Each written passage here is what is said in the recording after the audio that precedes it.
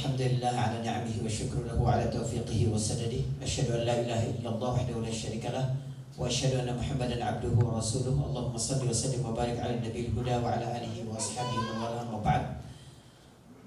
Yang saya hormati Pak Zaini, Masya Allah, semoga Allah berkahi selalu keluarganya dan usahanya insya Allah. Teman-teman sekalian, orang beriman itu ya,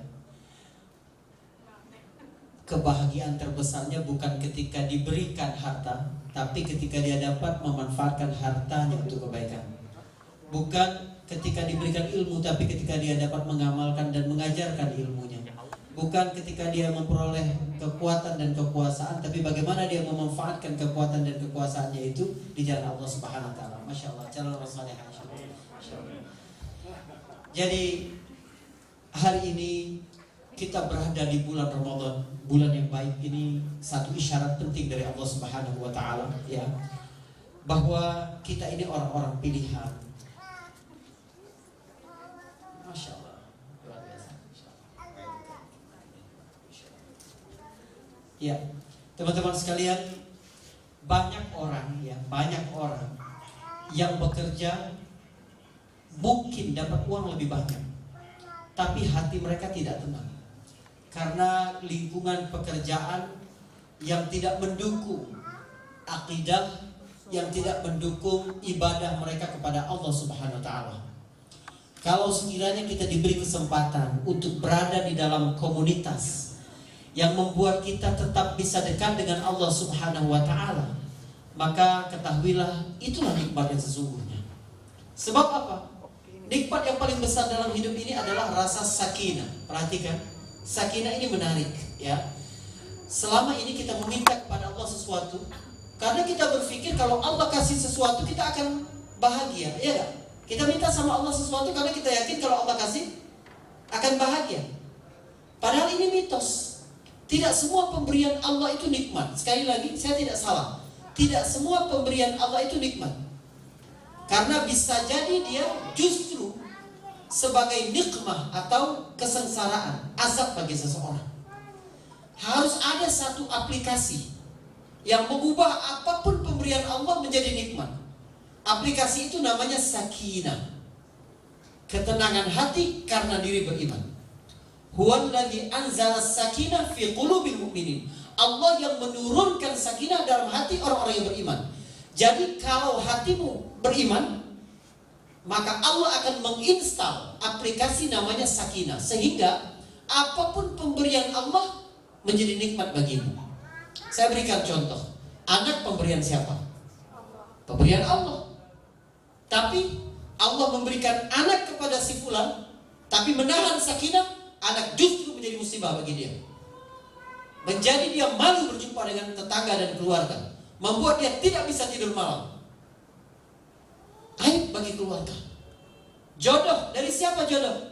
Dari Allah. Allah memberikan jodoh namun menahan sakinah. Jodoh justru mempercepat nerakamu di dunia. Harta, dari siapa? Dari Allah. Tapi harta justru dapat membuat seseorang ke jurang kehinaan di dunia dan di akhirat.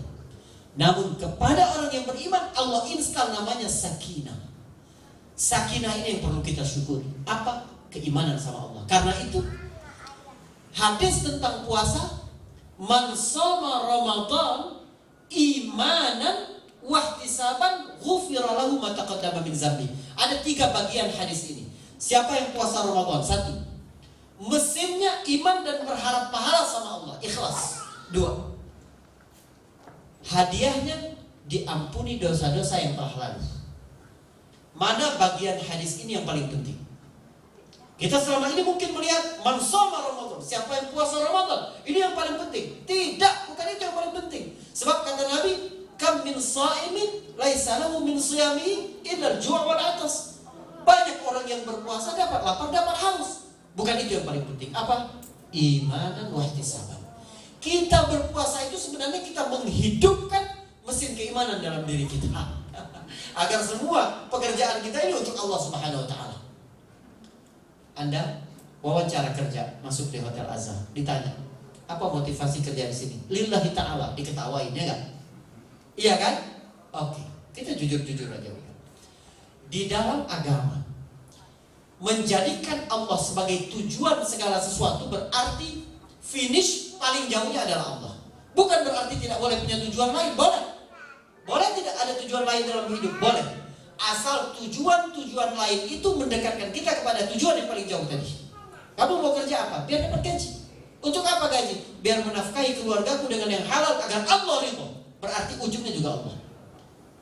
Agar aku dapat berbakti kepada orang tuaku karena keridhaan orang tuaku adalah keridhaan Allah. Juga Allah Subhanahu wa taala. Paham? Baik. Namun ada beda orang yang hanya berhenti kerja untuk uang dengan kerja untuk Allah Subhanahu wa taala. Apa? Ketika dia bekerja, dia takut sama Allah. Sebab tanggung jawab dia sebagai karyawan diawasi oleh Allah, bukan diawasi oleh atasannya, bukan. Itulah yang diajarkan puasa. Inilah yang menghidupkan mesin yang bernama keimanan, melahirkan sakinah dalam kehidupan kita. Jam 5 sore, masih di kantor, di ruangan kita tinggal sendirian. Buka puasa sudah ada, pesan online misalnya, ya ada minuman enak, manis, dingin, dan ada buka puasa. Kita udah merasa haus banget itu, jam 5 sore ini, nggak ada orang. Coba Anda minum, berani tidak Anda minum? Seteguk saja minum. Mau nggak? Tidak mau. Kenapa tidak mau? Kan nggak ada orang yang tahu. Ustaz, kan Allah lihat. Orang nggak ada yang lihat. Kenapa tidak mau minum? Karena tidak mau sia-sia. Kita yakin betul kalau kita minum walaupun setengah teguk, maka sia-sia apa yang sudah kita tahan dari sahur sampai jam 5. Kenapa kita tahu sia-sia puasa kita tidak sah? Karena sebenarnya hati kita sedang hidup keimanan bahwa Allah sedang melihat kita. Kalau sekiranya ini dibawa dalam pekerjaan, dalam aktivitas, ketika kita bertransaksi, ketika kita berbisnis, ketika kita, subhanallah, betapa ajaibnya mesin keimanan. Karena itu, man shoma Ramadan imanan wa ihtisaban. Mesin keimanan ini yang kita hidupkan. Orang kalau ada keimanan di dalam dirinya, maka dia tahu menempatkan mana yang menjadi wilayahnya, mana yang menjadi wilayah Allah Subhanahu wa taala. Teman-teman sekalian, ini rumus penting banget dalam kehidupan. Kita selama ini banyak tidak bahagia karena kita sering mencoba merebut peran Allah dalam kehidupan. Peran Allah dalam kehidupan. Kita risau apa? Rezeki. Ya Allah, pemberi rezeki adalah Allah. Itu urusan Allah. Pundakmu tidak akan sanggup memikul itu. Kamu berpikir tentang rezeki. Jangan. Apa kata Nabi? Inna bna Adam, sesungguhnya anak Adam, lau haraba min rizqihi kama yahrabu minal maut. Kalau dia lari kabur dari rezekinya, gak mau ketemu rezekinya seperti dia kabur dari kematian, la adrakahu rizquhu kama adrakathu maut. Rezekinya tetap akan menemuinya seperti kematian akan menemuinya. Coba kematian. Kita semua takut mati nih sekarang. Coba lihat orang-orang di jalan-jalan, cemas bagaimana mereka melakukan apa saja untuk terbebas dari kematian. Saya ingin tanya, kalau sekiranya teman-teman dapat menulis semua sebab-sebab kematian, apa saja yang membuat orang mati? Keracunan, kelaparan, kurang oksigen, corona, sakit jantung, dicatat semua. Kalau ada satu teknologi yang membuat kita tidak bertemu dengan semua sebab kematian ini, kita akan mati atau tidak? Tetap akan mati. Kita lari dari semua ini, ada tabung yang steril betul, gak mungkin ada kuman di situ, makanannya dijaga, gizinya, penyakit menular tidak akan masuk. Bakal mati gak orang dalam tabung itu? Mati. Kita gak bisa ngelak.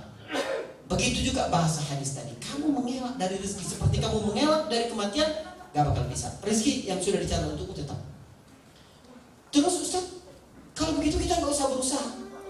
Kita berusaha karena kewajiban. Perhatikan, Anda berusaha karena kewajiban. Kenapa saya harus bekerja sebaik mungkin? Karena ini ladang amal saya. Tanggung jawab saya ketika saya berjanji menandatangani kontrak di tempat kerja saya akan bekerja sesuai dengan SOP yang berlaku. Anda tepat pada janji, Allah akan membalas Anda dengan surga. Anda bertanggung jawab dengan pekerjaan Anda, Allah akan membalas dengan surga. Bekerjalah karena kita yakin bahwa ini adalah syariat. Jadi kita bekerja ini berpahala karena Allah. Urusan memberi rezeki urusan Allah. Rezeki ini gak ada hubungannya dengan pekerjaannya, teman-teman. Tidak ada hubungan rezeki dengan pekerjaanmu, gak ada. Apa standar Allah memberi rezeki? Saya mau tanya. Kecerdasan. Banyak profesor-profesor itu hidupnya lebih sederhana. Apa? Ijazah. 6 dari 10 orang paling kaya di dunia bukan sarjana. Kekuatan fisik banyak, ya, kuli-kuli di pelabuhan, bangunan lebih kuat, tapi gajinya cuma berapa? Tidak ada hubungannya rezeki dengan pekerjaan. Yang penting adalah kita melaksanakan pekerjaan sebaik mungkin, karena kita tahu innallaha ahabba idza amila al-'abdu 'amalan an yutqina. Allah cinta kalau seseorang hamba melakukan satu pekerjaan, dia tekun dengan pekerjaan itu, apapun itu. Sebagai ayah, sebagai anak, sebagai karyawan, sebagai atasan, sebagai pegawai, sebagai bisnismen, sebagai partner kerja, sebagai kita tekun. Kita ingin mengharapkan ridho Allah Subhanahu wa taala. Dan jangan lupa niatkan pelayanan kita itu untuk memudahkan orang lain. Orang-orang dahulu, ya, orang-orang dahulu mereka jualan ke pasar itu niat mereka apa? Salaf-salaf dulu ingin membantu kaum muslimin lebih mudah memenuhi kebutuhan mereka. Jadi, ya, sebab itu mereka berdagang. Maka mereka nggak khawatir dagangan yang mereka laku apa tidak. Itu urusan Allah. Tapi urusan mereka kalau kerja harus tekun. Allah suka kalau seorang hamba bekerja harus tekun. Apa maksudnya? Cari barang-barang yang terbaik, karyawan-karyawan yang terbaik, ya, pelayanan-pelayanan yang terbaik, lokasi-lokasi yang terbaik. Orang mukmin begitu. Al-mu'min idza 'amila 'amalan atqan. Orang mukmin kalau melakukan satu pekerjaan dia akan tekun akan hal itu. Nah, di sini ladang amal kita. Namun yang jadi urusan Allah jangan ikut campur, kecuali kita akan sengsara, kita akan menderita. Gak kuat otak kita untuk menjawab semua persoalan-persoalan hidup kita kepada Allah Subhanahu wa taala. Saya pikir ini karena sudah masuk ya waktu berbuka insyaallah, atau 1 menit lagi. Ya teman-teman sekalian, gunakan waktu ini sebaik mungkin untuk berdoa kepada Allah Subhanahu wa taala. Kalau waktunya sempit atau kita bingung karena banyak masalah, mintalah satu hal, kata Ibnu Qayyim, mintalah agar Allah mengampuni dosamu. Sebab kalau Allah mengampuni dosamu, Allah akan mencarikan solusi bagi semua masalah-masalah dalam hidupmu. Billahi taufiq wal hidayah. Assalamualaikum warahmatullahi wabarakatuh.